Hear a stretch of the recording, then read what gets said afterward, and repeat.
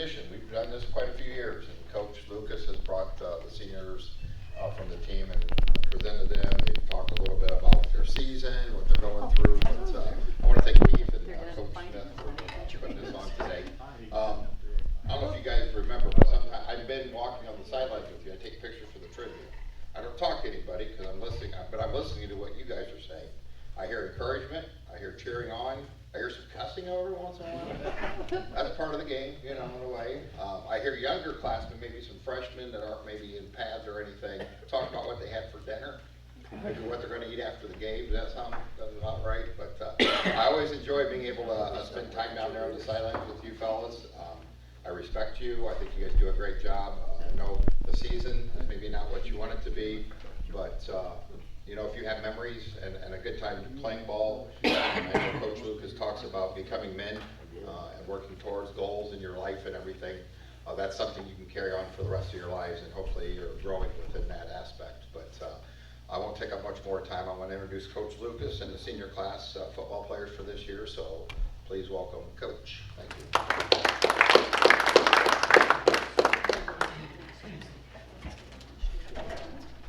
I appreciate you guys having us again. I think this is my 15th year doing this. So at least it's my 15th-year coaching, so I think I've been doing this every year since I started. So amazing how fast that time goes. I'm just going to have each of these guys come up. I'm going to introduce them, let them talk just a little bit, you know, about the season and maybe their plans for the future and that sort of stuff. We're missing one guy right now. It's Jonathan Hutchinson. And he's kind of a really neat kid. He came out for football for the first time this year as a senior, but he's also part of the band. And so it's the first time we've had a kid try to do the balancing act there, and it's been really neat to see him. Like, the guy's a great kid, and he's always positive. He always is working really hard. You'll see him at halftime all of a sudden as our guys are going to the locker room. You'll see him run over to the band and grab his instrument and then play and then back in. And there's been a couple of times too where he's had to like run or he rides his bike almost everywhere. So from school, goes to band practice, and then rides his bike to football. So again, just really a lot of respect for that kid of what he's, you know, the work he's done just to kind of be a part of this team. So I will start with, I'm going to go down my list here. So JR, you're first.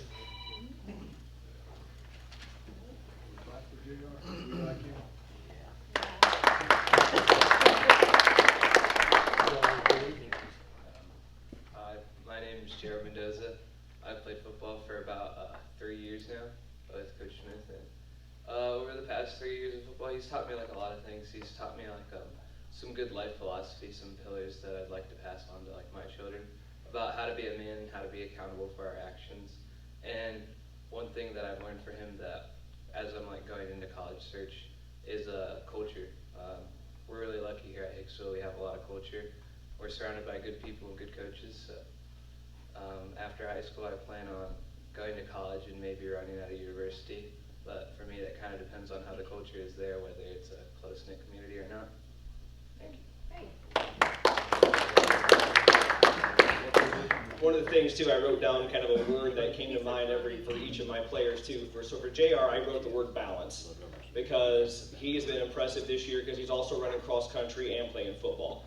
So on some days he's at football practice, some days he's at cross country, and then even after a football game on Friday, we're running on Saturday morning. And he's done all of it with a great attitude. He probably hasn't gotten to play quite as much as he wanted to, but never have we ever this year had a complaint or him throwing a fit or anything like that. So I think that speaks volumes for the kind of kid he is that is doing both sports and understanding of, you know, his role in both of those. So balance is the word I had for you, sir.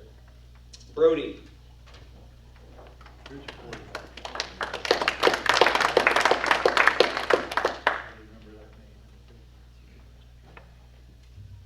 Hey, I'm Brody. For this season, it hasn't always gone as we planned, but this year would probably be my favorite memory out of them all because it's my senior year. I can't trade this one out for anything. I wouldn't trade my players, underclassmen, or anything. It hasn't been a successful season on the field, but I mean, it has been in my real life. No, after high school, I plan on just joining the workforce. I'm not much of a book guy. I'd rather just be working right away.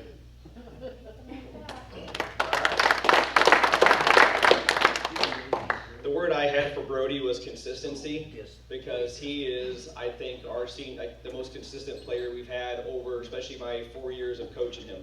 He comes in every single day. You always know what you're going to get out of him. He never has, I don't think I've heard a complaint out of his mouth in 4 years. I've never heard him blame anybody for anything in 4 years. And when he does play, he's always playing as hard as he can.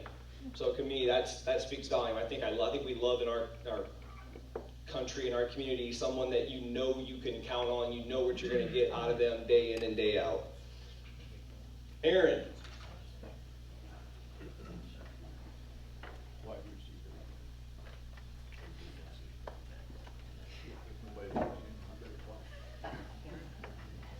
Hi, I'm Aaron Klima.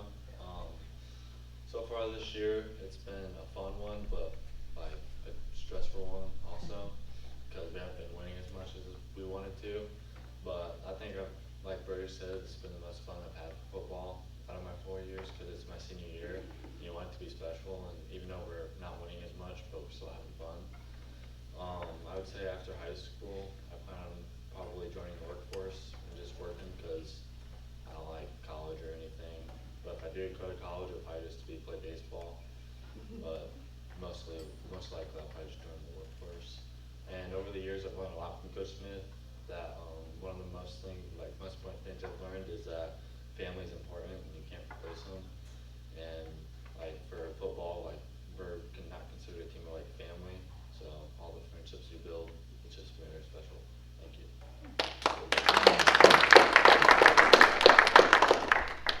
The word that I thought of when I think of Aaron is adaptability, because last year he was our quarterback. What'd you play your sophomore year? Played a little defensive end.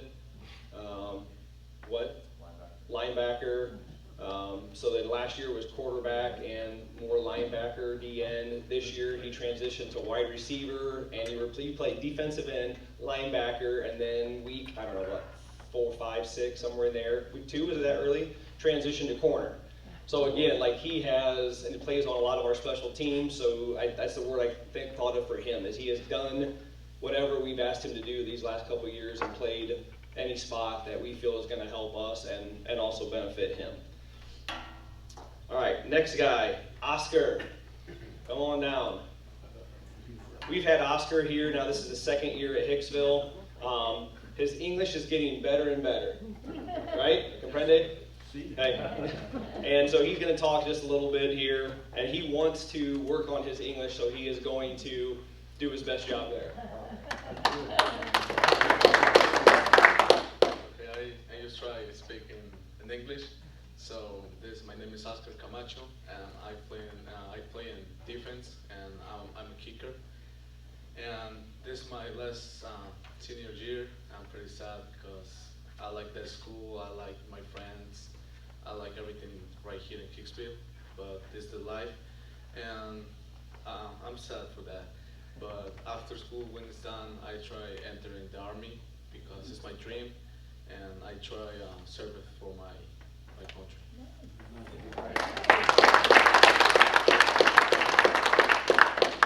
The word that comes to mind for Oscar is just effort. Like, he's always going 100 miles an hour. You'll see him even after practice. He's out hitting the 5-man sled and doing sprints and all that sort of stuff as well. So just tremendous. He's been such a huge asset, not only to the school, because also his personality. He's very outgoing and very social and wants to learn the language and isn't afraid to kind of put himself out there, like you guys just saw right here. So I get a lot of credit to Oscar. Nolan, your turn.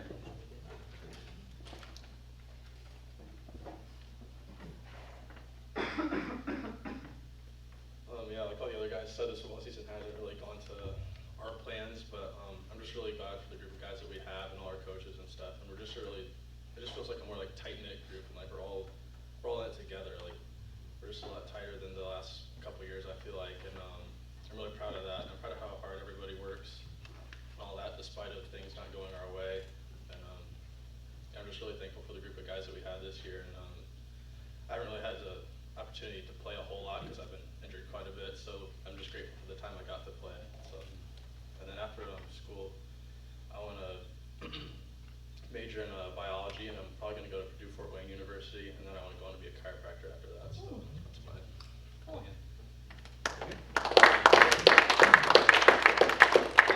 The word I thought of for Nolan is just resilience, because what was it, freshman year ACL? 8th grade, so you missed and freshman year. 2 ACLs, same knee, right? And so before this season, you didn't play in any high school football games before this year. Junior year, you had just a couple, you know? So just for him to keep coming back and go through those surgeries and go through the rehab, and then to come out and just play as hard as he can. And he's also transitioned to different positions for us as well. Bruce, you got a question? Last name. Methvin. Methvin, okay. Gabe.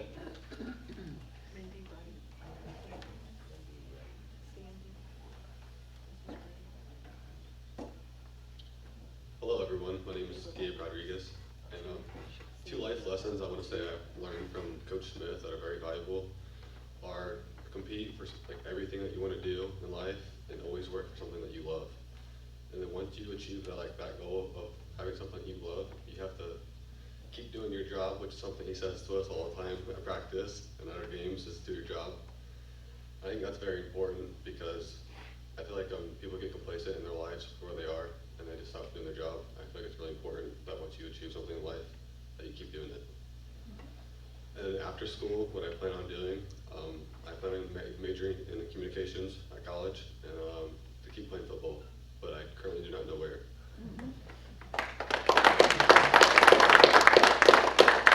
It's funny how he kind of said the word compete, because I was thinking the word for him was intensity. Like when he does play, it's very physical. He's not afraid to tell guys at practice what he thinks of them, or what he thinks of their effort, or that sort of stuff. He's probably the one guy we have that's willing to be that vocal and bring that intensity and that sort of stuff. Alex, you're up.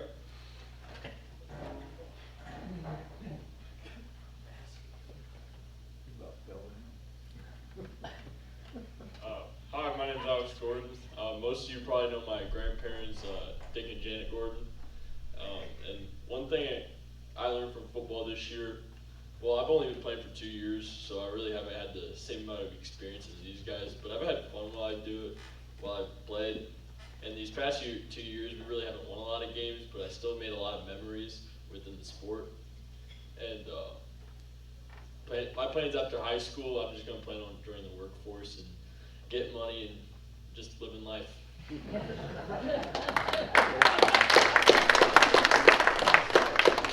I'm glad that Alex mentioned having fun too, because I had down for him like humor and excitement. He always is kind of one of the jokesters out there at practice and that sort of stuff. It kind of brings that, you know, quality to our program. And then just for Johnny, since he's not here, I had the word perspective for him, just to see that, you know, a kid that's played in the band for years, and he started taking our weightlifting class last year, and you saw his confidence start to grow just as he was getting stronger and in better shape. And he came to me last year and said he wants to try playing football, but also wanted to balance the band. So I just thought that was really neat, that another kid was willing to put themselves out there, you know, and gain that. You know, for me, that kind of put things back in perspective sometimes.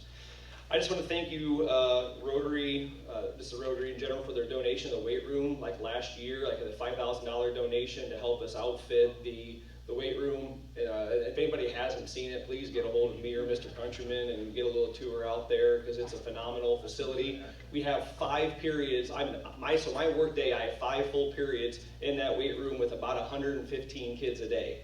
So that's pretty awesome. Our biggest class is actually our girls period, and we've got 29 girls just in that period. And I've got a couple other girls in a couple other periods. So it's pretty neat. It's not just the football players or just the athletes. Again, this is kind of cross-curricular. So many kids, you know, all walks of life are out there. It's been really neat to see too how their confidence, you know, regardless of football, regardless of the sport they play, just that grow. And I think people underestimate the value that like a good weightlifting program can bring to the school and to the culture, and you're building confidence, you're building work ethic, you're building responsibility. They talked about accountability, because to me, the weight room's the one room you can't cheat in at school.